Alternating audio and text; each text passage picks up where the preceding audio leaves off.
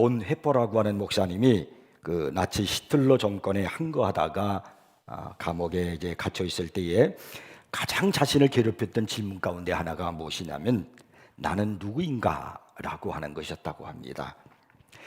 나치 정권이 무너지기 불과 몇 개월 전에 39살의 젊은 나이로 처형당한 그는 유고집 옥중서신에서 시의 형식을 빌려서 이런 이제 고민을 털어놓았습니다. 나는 누구인가?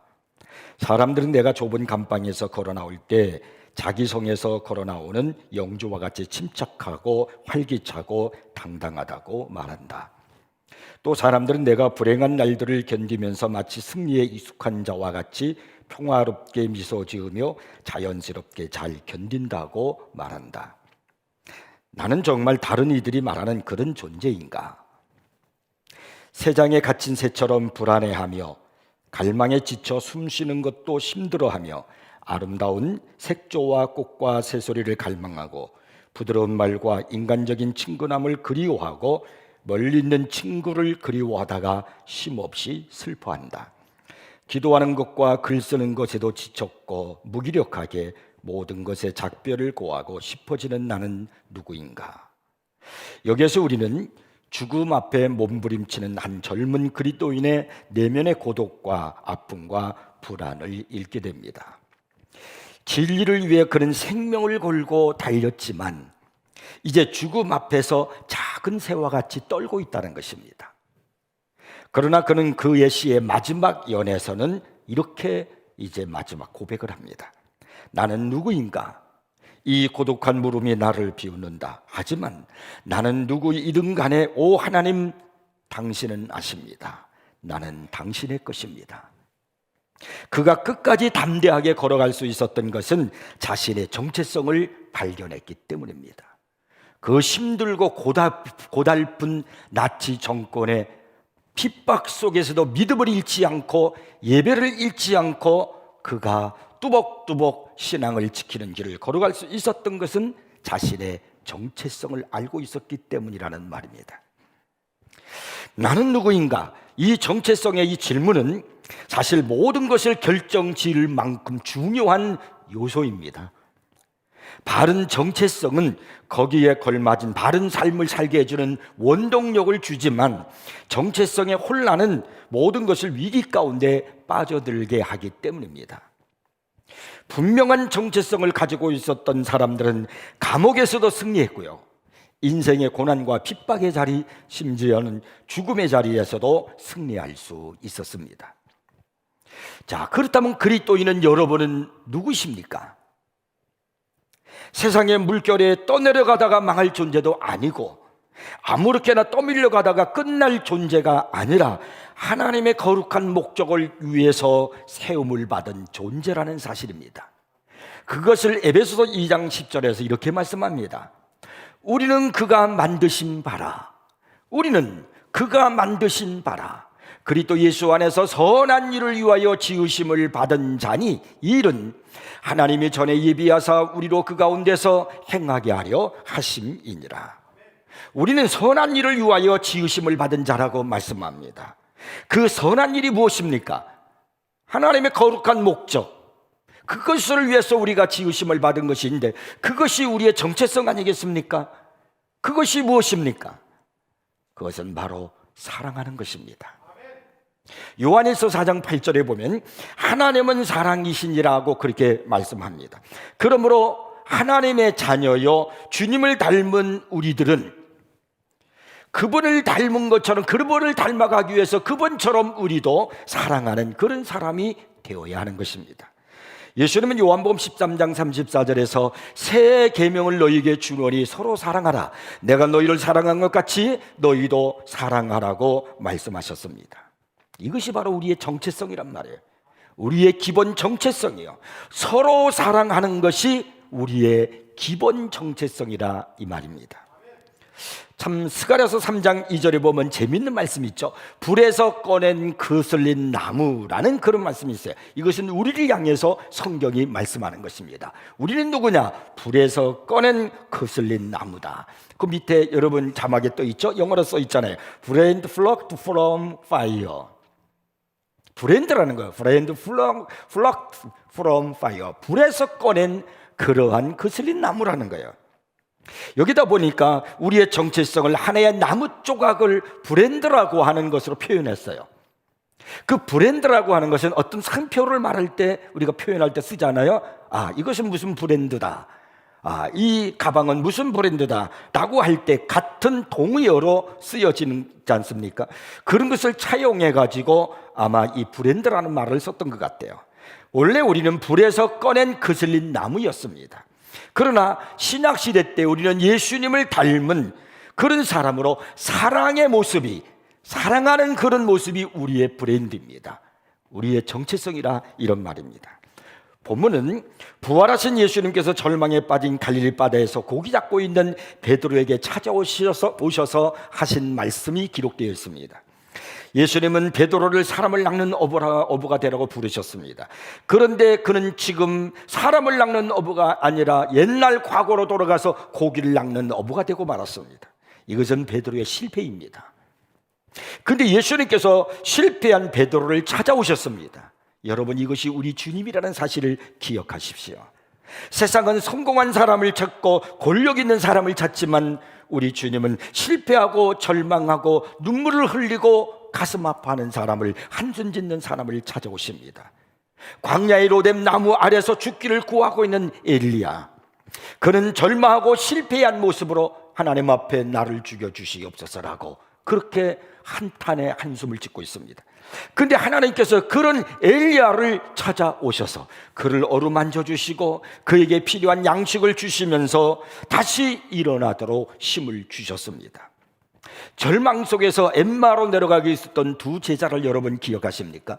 이 두 제자가 예수님께서 십자가에 못 박혀 죽으신 줄 알고 절망 속에서 무거운 발걸음을 밟고 실패한 그 신앙을 갖고 내려가고 있었습니다. 근데 그와 함께 그 곁에 누군가가 같이 걸어가고 있는 사람이 있었습니다. 그분은 부활하신 예수님이셨습니다. 그 예수님께서 그 절망에 빠진 두 제자와 함께 걸어가시면서 그들에게 말씀을 들려주시고요, 그들의 마음을, 가슴을 뜨겁게 해주시고, 그리고 드디어 그들의 눈을 열어주셨습니다. 그들의 눈이 열렸을 때 비로소 그들은 그들의 가던 그 길을, 절망의 자리에서 엠마로 내려가던 그 자리에서 벌떡 일어나서 다른 제자들이 있는 예루살렘으로 들어갔습니다.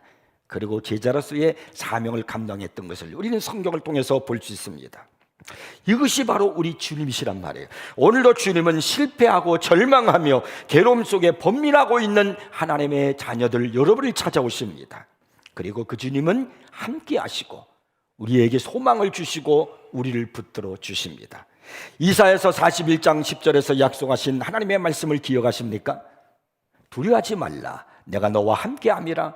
놀라지 말라, 나는 내 하나님이 됨이라. 내가 너를 굳세게 하리라. 참으로 너를 도와주리라. 참으로 나의 의로운 오른손으로 너를 붙들리라. 베드로는 예수님을 모른다고 3번씩이나 부인하지 않았습니까? 그런데도 예수님은 엄청난 실수를 한 이 베드로를 앞에 놓고 한마디 말씀도 하지 아니하십니다. 오직 하시는 말씀은 이것입니다. 내가 나를 사랑하느냐. 단 이 한마디뿐이었습니다. 리처드 바크가 쓴 갈매기와 꿈이라는 책이 있는데요, 그 책 중에 이런 말이 있습니다. 생애 끝에 가서 삶을 정리하고 돌아볼 때 가장 가치 있는 질문은 오직 하나, 나는 누구를 얼마나 사랑했는가, 그것뿐이다. 여러분, 세상을 떠나는 마지막 순간에 우리 마음에 물어야 할 가장 소중한 판단 기준은 무엇입니까? 나는 누구를 얼마나 사랑했는가, 바로 그것이 내 인생의 가치 기준, 판단이 된다는 것입니다. 베드로는 주님께서 정말 필요로 하는 시간에 주님께서 이제 십자가를 앞에 놓고 괴로움의 고통의 순간에 이제 주님은 십자가를 져야 하는 그 아픔의 순간에 정말 제자들이 베드로가 필요로 하는 그 순간에 이 베드로는 떠나 있었습니다. 그는 주님을 버렸고 자기는 알지도 못한다고 3번이나 주님을 부인함으로써 자기의 비겁함을 가중시켰습니다. 그러한 그 베드로를 우리 주님은 여전히 사랑하셨습니다. 그래서 예수님은 베드로에게 물으시는 거예요. 내가 나를 사랑하느냐고요. 그때 베드로가 말합니다. 주님 그러하나이다. 내가 주님을 사랑하는 줄 주님께서 아시나이다. 오직 사랑 하나만을 마음에 품고 주의 사랑에 감격하면서 다시 출발하는 것입니다. 여러분, 오늘 이 종말의 시대를 살아가는 우리들에게 얼마나 혼란스럽습니까? 얼마나 살기 힘듭니까? 얼마나 지칩니까? 얼마나 피곤합니까? 이런 시대 속에서 우리가 해야 할 가장 중요한 것 중에 하나가 뭔 줄 아십니까? 하나님의 자녀인 우리들이 기본 정체성을 다시 회복하는 것입니다. 그래서 여러분, 내가 하나님의 자녀답게 그 기본 정체성대로 살아갈 때 오늘 우리의 사회는 회복되고 내 인생도 회복된다는 사실을 알고 계십니까? 그래서 오늘 우리는 본문에서 이 기본 정체성을 배워야 하는 거예요. 자, 첫째로 우리가 먼저 생각할 게 뭐냐면 베드로의 실족입니다. 왜 예수님은 베드로에게 네가 나를 사랑하느냐고 물으셨을까요? 그것은 베드로와의 이야기를 통해서 주님께 대한 그의 사랑을 회복시켜 주시기 위해서입니다. 우리 예수 믿는 사람들이 죄를 지었을 때 이런 생각들을 하게 돼요. 내가 이런 죄를 지었는데 주님이 나를 용서하실까? 주님이 나를 버리지는 않으셨을까? 이제 나는 끝장난 것이 아닐까 하는 절망 속에 우리는 주저앉고 싶어하는 생각이 들게 됩니다. 그러나 여러분, 그것이 끝이 아닙니다. 아무리 죄를 지었어도 우리는 그것이 끝이 아닙니다. 사실 주님은 거룩하시고 나는 죄로 말미암아 주님께 가까이 나가게 하지 못하는 죄라는 장애물이 내 앞에 세워져 있지만은, 그래서 그전처럼 주님께 친밀함을 느낄 수 있는 그런 것이 내게 없지만은, 그러나 하나님께서는요, 어느 길을 통해서든지 간에 여러분이 죄를 지을 때마다 여러분을 찾아오신다는 사실을 기억하십시오. 이 큰 약속을 가지고 오십니다. 그것이 바로 뭐냐면 요한일서 1장 8절 9절 말씀이에요. 만일 우리가 죄가 없다고 말하면 스스로 속이고, 우리가 죄가 없다고 말하면 스스로 속이고, 그러니까 우리는 다 죄를 지을 수밖에 없는 연약한 자라는 거예요. 그걸 우리 주님은 알고 계셔요. 또 진리가 우리 속에 있지 아니할 것이요, 만일 우리가 우리 죄를 자백하면 그는 미쁘시고 의로우사 우리 죄를 사하시며 우리를 모든 불의에서 깨끗하게 하실 것이요. 본문의 이 베드로에게도 주님이 찾아가셨어요. 주님을 모른다고 하고 3번씩이나 항거하면서, 그리고 죄를 지었고 실패한 그 베드로에게 찾아가셔서 내가 나를 사랑하느냐고 이렇게 물으시는 것은요, 베드로의 실족과 죄를 용서하시며 회복시켜 주시기 위함입니다. 베드로는요, 예수님의 12제자 중에 이 서열에 있어서 최고였습니다. 마태복음 10장 2절 3절에 보면 예수님의 12제자의 이름이 기록되어 있는데 2절에 보니까 거기에 이렇게 기록되어 있습니다. 12사도의 이름은 이러하니 베드로라 하는 시몬을 비롯하여 그의 형제 안드레와 세베대의 아들 야고보와 그의 형제 요한, 그랬어요. 근데 여기서 우리가 눈여겨보아야 할 재밌는 단어가 있어요. 그게 바로 뭐냐면 베드로라 하는 시몬을 비롯하여 라고 그렇게 성경이 써 있습니다. 우리말 성경에는 비롯하여라고 되어 있는데 원래 헬라 원어에 보면은요, 프로토스라는 말인데 이것은 첫째라는 그런 뜻을 지니고 있습니다. 그리고 한글 성경에는 그냥 비롯하여라고 그렇게 번역을 했어요. 그러니까 원문대로 그래 해석을 하면 무슨 말이냐면 첫째로 베드로로 하는 시몬과 그런 뜻이에요. 서열에 있어서 첫째라는 거예요. 첫째로 베드로를 하는 시몬과, 그러니까 이 베드로는 12제자 중에서 서열에 있어서 1위였다는 거예요. 근데 그의 성격은 대단히 충동적이고 잘 동요되는 그런 사람이었습니다. 근데 예수님은 그의 이름을 베드로라고 바꿔주셨습니다.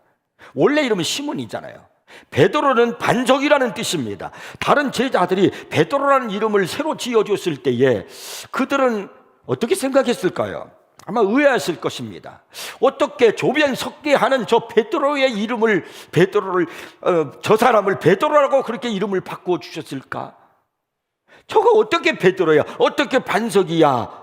그렇게 그들은 생각했을지 모르지만은 우리 예수님은 시몬이 견고한 믿음의 사람이 되기를 바라시면서 그를 격려하기 위해서 내 이름은 이제부터 너는 베드로다 라고 그렇게 바꿔주신 것입니다. 재밌는 것은요, 우리가 복음서를 읽어보면요, 어떨 때는요 시몬이라는 이름으로 기록되어 있고 베드로라는 이름으로 기록되어 있기도 해요. 원래 그의 이름은 시몬이잖아요. 그래서 그냥 시몬으로 부르는 거예요. 그래서 주님이 그의 죄를 꾸짖으실 때나 또 누가복음 5장 4절에서 깊은 데로 가서 그물을 내려 고기를 잡으라는 그런 지시를 하실 때 의심한 그런 경우가 있을 때 베드로의 약점이 두드러지게 나타나게 될 때 그때는요 시몬이라는 이름을 씁니다.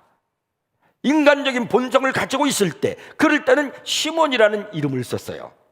예수님께서 겟세마네 동산에서 홀로 깊은 그 근심에 그 앞에 있는 십자가를 앞에 놓고 땀방울이 핏방울 되기까지 그렇게 기도하실 때 베드로가 깨어있지 못하고 잠들어 있을 때 책망하시면서 이렇게 말씀하시죠. 마가복음 14장 37절에요.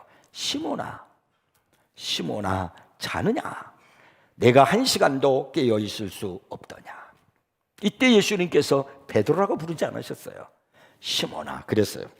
오늘 본문 베드로가 예수님을 배신하고 부활하신 그 베드로가 예수님을 보았는데도 불구하고 그는 그 예수님과 함께 있지 않냐고 갈릴리 바다로 실패의 자리로 죄인의 자리로 돌아갔을 때 우리 예수님께서 그 베드로를 찾아오셔서 그 베드로에게 물음을 치실 때 베드로를 부르실 때 뭐라고 부르십니까?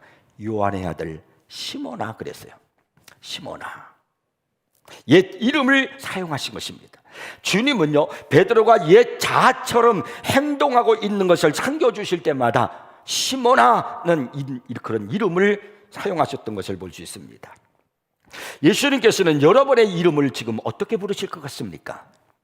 우리는 그리스도 안에서 새로운 피조물이 된 하나님의 자녀요 그리스도인이라는 성도라는 그런 새로운 이름을 받았는데 주님은 베드로를 시몬이라고 부르셨던 것처럼 지금 주님은 나를 향해서 그렇게 부르고 계시진 않을까요?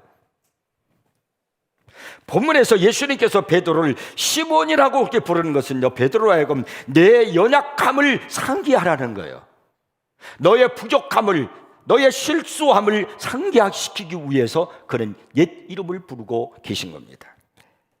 베드로에게 있어서 문제는 그리스도의 도움 없이 자신의 새로운 이름이 의미하는 나는 베드로야 라고 그런 자기 스스로가 자기가 반석인 것처럼 그런 사람이라고 믿게 되어서 행동하게 될 때 그때 주님은 그가 실수했다는 것을 알게 돼요.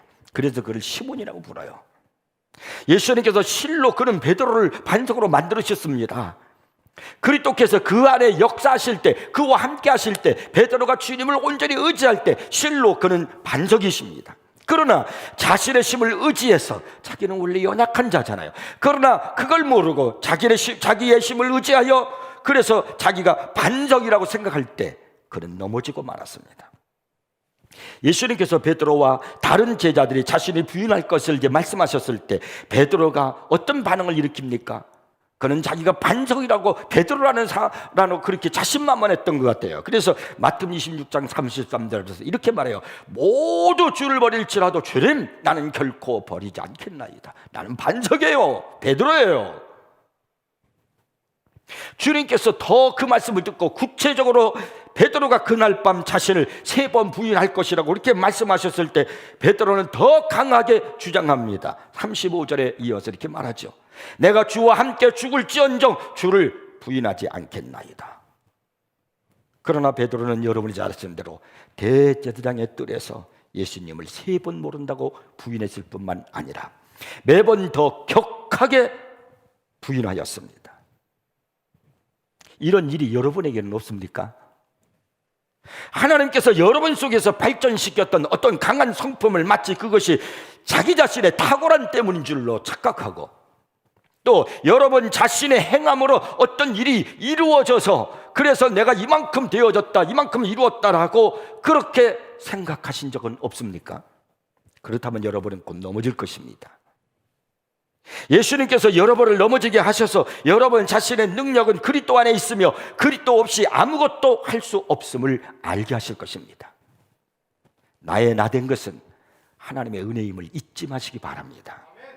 주님께서 함께 하시지 않으면 나는 아무것도 할 수 없는 연약한 존재라는 것을 기억하고 주님을 바라보고 주님을 의지하고 주님만 부르짖는 우리가 되어야 됩니다. 그래야 우리가 참된 신앙생활을 할 수가 있습니다. 두 번째는요, 베드로의 회복입니다. 예수님은 베드로에게 네가 나를 사랑하느냐고 물으셨습니다. 여기에 이 사랑은 아가파오라는 말로 신약 성경에 나타난 사랑이라는 단어 중에 가장 위대한 단어입니다. 이 단어는 언제나 하나님과의 관계에서 사용되는 단어입니다. 하나님이 세상을 이처럼 사랑하사라고 할 때, 이 사랑하사 할 때 이 사랑이 바로 아가파오입니다. 이것은 최고의 사랑입니다. 지금 예수님께서 베드로에게 내가 나를 최고의 사랑으로 사랑하느냐 이렇게 지금 묻고 계시는 거예요.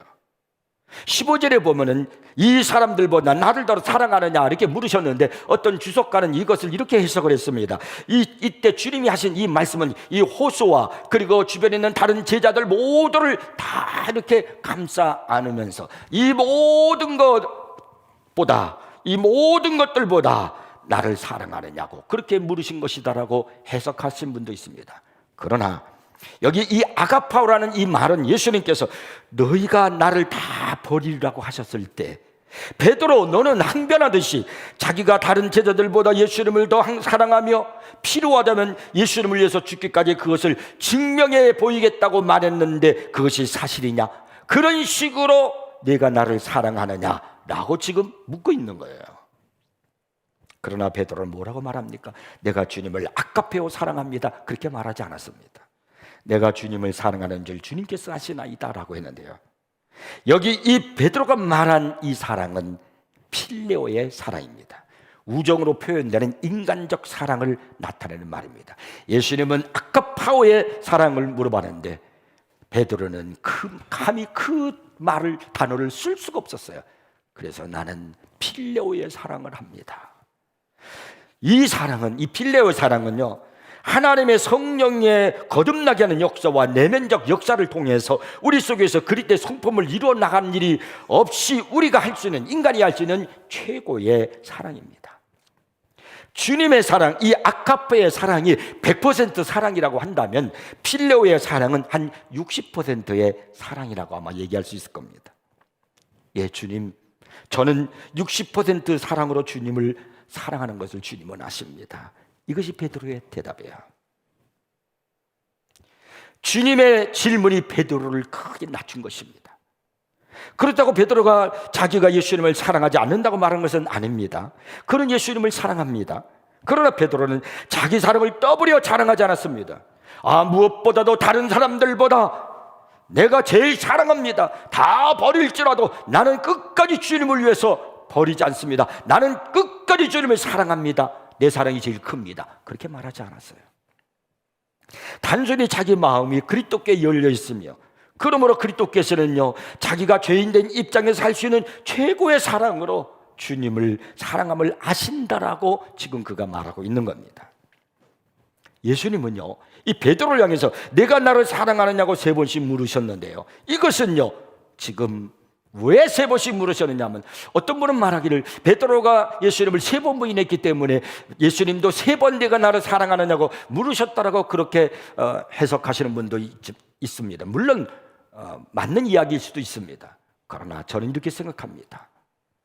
이것은 예수님께서 베드로에게 너에게 지금 가장 중요한 게 뭔 줄 아니? 내가 나를 사랑하는 정체성을 회복하는 거다. 너의 정체성을 회복하는 거다. 네가 나를 사랑하느냐? 네가 나를 사랑하느냐? 네가 나를 사랑하느냐? 예수님은 지금 베드로의 정체성을 회복하라고 묻는 것입니다. 예수님은 베드로에게 내가 나를 사랑하느냐라는데, 예, 사랑합니다. 말로만이 아니에요. 최고의 사랑은, 진짜 사랑에는 항상 그 사랑에는 행함이 따라오게 돼 있어요. 그래서 내가 나를 사랑하느냐라고 물으시거든요, 내 어린 양을 먹이라 그랬어요. 내가 나를 사랑하느냐? 그리고는요, 내 양을 치라 그러셨어요. 또 내가 나를 사랑하느냐라고 물으시거든요, 내 양을 먹이라 그랬습니다. 입술로만이 아닌 행함으로 나타내는 사랑을 가지라, 그런 말이에요. 요한일서 3장 18절에 보면은 자녀들아 우리가 말과 혀로만 사랑하지 말고 행함과 진실함으로 사랑하자라고 그랬습니다. 진실함으로 하자는 거예요. 고린도서 13장을 보면 우리가 어떻게 살아갈 것인가에 대해서 참 잘 설명해 주고 있습니다. 자, 잘 아시지만 제가 한번 성경을 읽어보겠습니다. 사랑은 오래 참고, 사랑은 온유하며, 시기하지 아니하며, 사랑은 자랑하지 아니하며, 교만하지 아니하며, 무례히 행하지 아니하며, 자기의 유익을 구하지 아니하며, 성내지 아니하며, 악한 것을 생각하지 아니하며, 불의를 기뻐하지 아니하며, 진리와 함께 기뻐하고, 모든 것을 참으며, 모든 것을 믿으며, 모든 것을 바라며, 모든 것을 견디느니라. 그게 사랑이라는 거예요. 이 마지막 시대를 살아가는 우리들에게 정말 필요한 것이 이 사랑이에요. 이게 우리의 기본 정체성입니다. 그래야 이 어두운 때를 여러분 살아갈 수가 있어요. 내가 사랑하잖아요. 내가 누군가를 사랑하잖아요. 그러면요, 사랑하는 그 사람이 살아나가요. 내가 사랑함으로 그 사람이 살아납니다. 그런데요, 나도 살아나요. 그래서 하나님의 백성인 자녀인 우리가 그 기본 정체성을 깨닫고 우리가 그걸 살려서 내가 이 세상을 사랑하는 거예요. 내가 교회를 사랑하고 이웃을 사랑하고 우리가 서로 사랑해 나갈 때 그 모든 사람들이 나의 사랑을 입어, 그리스도의 사랑을 입어 그들이 살아나게 되고, 그리고 여러분 사랑하는 나도 살아난다는 사실을 여러분 잊지 마셔야 됩니다. 베트남 전쟁 당시에 있었던 일입니다. 비슷한 시기에 각기 다른 곳에서 발생한 사건에서 두 남자가 북베트남군이 그 총에 맞았습니다. 그중 한 사람은 미국 남부 출신 백인 포토 할리버튼으로 인종차별주의자였습니다. 또 한 사람은 프레드 철이라고 하는 사람인데, 이 사람은 북베트남군의 포로로 잡힌 최초의 흑인 장교였습니다. 두 사람은 악명 높은 하노이 힐튼의 지저분한 포로 수용소에 함께 이렇게 투옥이 되었습니다. 프레드 체리는 살아남기 힘든 그런 상태였습니다. 그는 부상이 심각해서 포토가 일일이 그의 수발을 들어주어야 했습니다. 고름 때문에 피부에 달라붙은 옷을 벗겨주는 일부터, 상처가 골마 썩어들어가는 몸을 닦아주고 볼일을 볼 때 부축해주는가 하면, 세수를 하고 목욕시키는 일, 음식과 의복을 전달해주는 일까지 고스란히 그의 다 몫이었습니다. 프레드가 열이 펄펄 끓어올라 거의 죽게 되었을 때 포토가 곁에서 밤낮 없이 정성껏 그를 돌보았습니다. 메스건 환부를 닦아주고 끝까지 포기하지 말라고 힘을 불어넣어 주었습니다. 그러던 어느 날, 프레드는 머리를 감지 못한 지가 벌써 여러 달이 되다 보니까 손으로 자기의 그 흑인 프레드가 곱슬머리를 쓱 이렇게 훑었더니 바닥에 기름이 후두들 떨어졌습니다. 그랬더니 감방 틈새에 있던 개미들이요 순식간에 몰려와가지고 이 프레드의 몸을 타고서 머리 쪽으로 막 기어 올라가는 겁니다. 옆에 있던 포토까지 달려와서 그 개미를 떼어내려고 해보았지만 역부족이었습니다. 아마도 다 해서 수백만 마리는 되는 것 같았습니다. 얼마나 많은 개미떼들이 막 달라보는지 몰라요. 할 수 없이 포토는 간수에게 부탁해서 이 프레드를 데리고 샤워실로 갔습니다. 샤워실은 썰렁했습니다. 춥고 어두운 데다 지저분하기가 이루 말할 수 없었습니다. 바닥이 온통 달팽이 천지여서 두 사람은 달팽이 점액이 끈적끈적 달라붙는 한 구석에 서 있을 수밖에 없었습니다. 프레드는 부상 때문에 팔을 움직일 수 없었으므로 포토가 그의 옷을 벗기고 찬물만 나오는 샤워기 밑에 그를 세웠습니다. 그런 다음에 그의 손에 비누를 묻히고 그리고 그의 머리를 감겨주기 시작했습니다. 처음에는 아무런 변화가 없었지만은 곧 먼지와 기름과 지방이 두피에서 떨어져 나와 몸을 타고 흘러내리기 시작했습니다. 포토가 말했습니다. 자네는 이 사태를 못 맡겠지만 머리를 다시 한번 감아야 되겠네. 그래서 이 프레드의 머리를 다시 또 감겼습니다. 그리고는 또 한 번 더 해야 돼. 또 한 번 더, 다시 한 번 더 계속해서 머리에 때와 기름이 다 씻겨 나갈 때까지 몇 번이고 계속해서 머리를 감았습니다. 그리고 전쟁이 끝나고 이제 이 포로 수용소에서 두 사람이 풀려난 다음에 프레드 체리가 고백하기를 포토 할리 버튼이 없었다면 자신은 거기서 죽었을 것이라고 말했습니다. 그런데 포터가 말하기를 자신도 그렇다는 거예요. 자신도 마찬가지라는 거예요. 자신은 프레드를 돌보면서 이 포터에게는 일종의 그 사명감과 목적의식이 생겼다는 겁니다. 자기는 저 죽어가고 있는 부상병인 그 프레드를 돌보면서 내가 왜 여기 포로 수용소에 있어야 되는가, 나의 여기에 있는 목적이 무엇인가 하는 것을 깨닫고 자신의 정체성을 발견했다는 것입니다. 그 덕분에 자기 문제는 새까맣게 있고 남을 도울 수 있었다는 겁니다. 그는 이 경험을 통해서 어려움에 처한 형제를 사랑하는 법도 배웠습니다. 그것이 바로 이 지옥 같은 하노이 실등 감옥에서 두 사람이 다 살아나는 그런 비결이었다는 거예요. 사랑하는 성도 여러분, 여러분의 정체성을 잊지 마십시오. 예수님께서 내가 너희를 사랑한 것 같이 너희도 사랑하라, 서로 사랑하라, 이 말씀하신 것을 잊지 마십시오. 내가 사랑하면 이웃도 살아나고 나도 삽니다.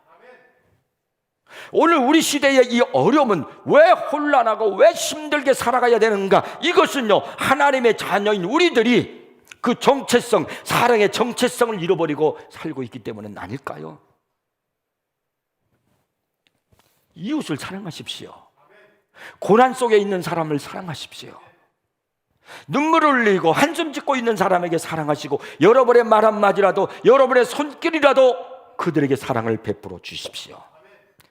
우리 그리스도인들이, 저와 여러분들이요, 이 기본 정체성인 이 사랑하는 이것을 우리가 회복하면요, 우리 가정이 살고요, 그리고 교회가 은혜가 되고 부흥되고 역사가 나타날 뿐만 아니라 우리 사회가 살아날 줄 믿으시기 바랍니다.